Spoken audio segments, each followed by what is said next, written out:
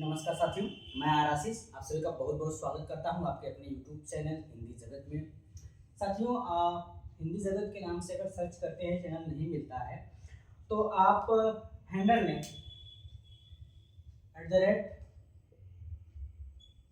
@हिंदी जगत 0406 के नाम से सर्च करेंगे तो ये आपको सबसे पहले मिल जाएगा। आप इसे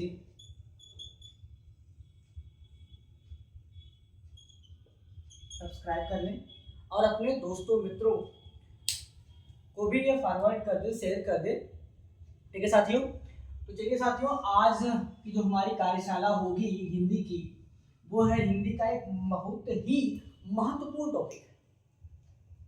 और प्रायः जब भी कोई भी वनडे एग्जाम होता है तो इस टॉपिक से एक या दो प्रश्न जरूर पूछ लिए जाते हैं। इस टॉपिक का नाम है साथियों लिंग। ठीक है साथियों, टॉपिक का नाम क्या है? लिंग। और जो लिंग होता है, ये लिंग भेद, लिंग क्या होता है, लिंग के भेद कितने हैं और इसे पहचानने के नियम और शर्तें क्या है। सबसे महत्वपूर्ण बात ये होती है कि इसके पहचानने के नियम और शर्तें क्या होती है, कैसे हम पहचानेंगे कौन सा स्त्रीलिंग है या पुल्लिंग है या कुछ भी है। तो सबसे पहले जो शीर्षक है इसका हम शाब्दिक अर्थ जान लेते हैं। लिंग शब्द का जो साथियों शाब्दिक अर्थ होता है वो होता है चिन्ह या निशान, या हम प्रतीक कह सकते हैं साथियों। इसका मतलब ये है कि जो बताता है, दर्शाता है, संकेत करता है कि जो संज्ञा है वो संज्ञा में क्या है। हिंदी भाषा के अनुसार संज्ञा जो होती है वो दो प्रकार की होती है। एक तो होगी मादा और दूसरी होती है नर जाति। यही दो संज्ञा में दो ही जातियां हिंदी भाषा बताती है लिंग निर्धारण के आधार पर। लिंग शब्द का शाब्दिक अर्थ चिन्ह या निशान होता है जो यह बताता है कि संज्ञा नर जाति की है अथवा मादा जाति की। संज्ञा जो है वो मादा जाति की है कि नर जाति की है, ये जो बताता है वो कौन बताता है भैया? लिंग बताता है। ठीक है, तो इसी आधार पर अब कह सकते हैं संज्ञा शब्दों में नर व मादा जाति का बोध कराने वाले शब्द जो होते हैं वो लिंग कहलाते हैं। संज्ञा शब्दों में नर व मादा जाति का बोध कराने वाले तत्व को ही लिंग कहा जाता है। साथियों, हिंदी भाषा में लिंग जो है वो केवल दो प्रकार का होता है। एक होता है साथियों पुल्लिंग और दूसरा होता है साथियों स्त्रीलिंग। इसके अलावा किसी अन्य लिंग में किसी अन्य भेद की बात नहीं की गई है। जबकि साथियों अगर हम बात कर लें तो संस्कृत, मराठी, गुजराती,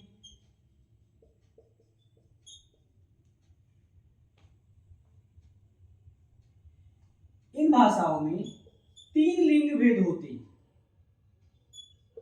लिंग के तीन भेद हैं, किंतु पाली, प्राकृत और हिंदी में पाली भाषा है, प्राकृत भाषा है और एक हमारी जो है हिंदी भाषा, इसमें दो ही लिंग भेद होते हैं। कौन कौन से? पुल्लिंग और स्त्रीलिंग। पूरा साथियों ध्यान रखिएगा, संज्ञा के बाद हमने आपको सर्वनाम न बता करके लिंग बता रहे हैं, क्योंकि संज्ञा के बाद संज्ञा शब्दों में ही इनकी हम खोज करते हैं। तो संज्ञा के साथ लिंग पढ़ लेना, वचन पढ़ लेना, ये बहुत ही महत्वपूर्ण हो जाता है और समझने में बिल्कुल आसान हो जाता है।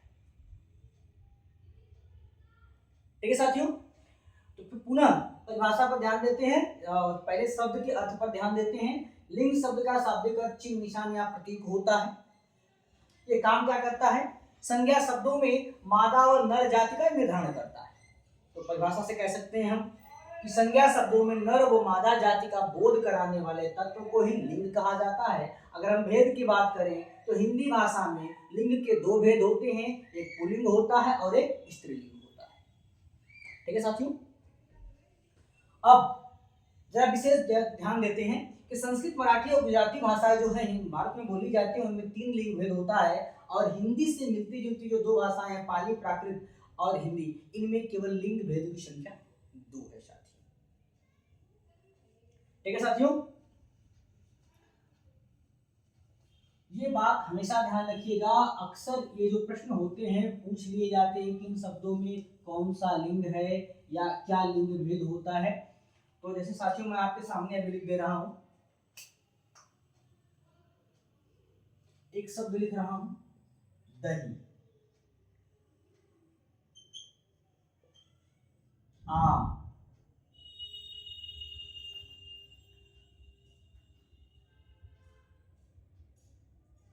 दही, आम,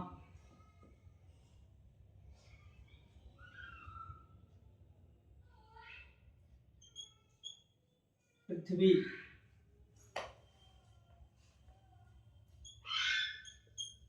खीर।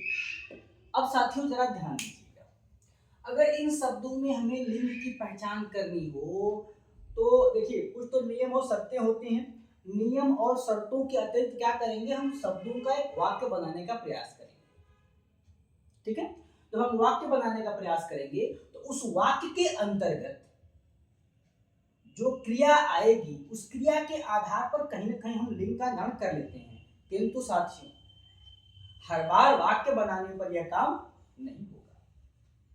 हर बार वाक्य बना करके, वाक्य प्रयोग कर करे हम लिंग का निर्धारण करने ये भी सकते हैं, कहीं न कहीं त्रुटियां हो जाएंगी। इसलिए लिंग निर्धारण करते समय वाक्य प्रयोग करना अति उत्तम बात है, किंतु कुछ नियम और शर्तें होती हैं, उस नियम और शर्तों को भी ध्यान रखना होगा साथियों। बिल्कुल ध्यान रखेंगे तो एक दो प्रश्न जो कभी गलत हो जाते हैं वो गलत नहीं, और प्रश्न अगर वो गलत नहीं होते हैं साथियों तो जाहिर सी बात है कि आप परीक्षा में अधिक से अधिक मार्क्स पा सकते हैं, अधिक से अधिक प्रश्नों के उत्तर सही दे पाएंगे। जैसे अब कहा जाता है कि दही में लिंग बताइए, तो कौन सा लिंग होगा? हाँ बोलो बोलो। नहीं, गलत। दही खट्टी नहीं होती है, दही एक्चुअल में खट्टा होता है। हम आम बोलचाल की भाषा में दही खट्टी है, दही खट्टी है, दही खट्टी का प्रयोग करते चले आए हैं और हमने इसे स्त्रीलिंग बना दिया है।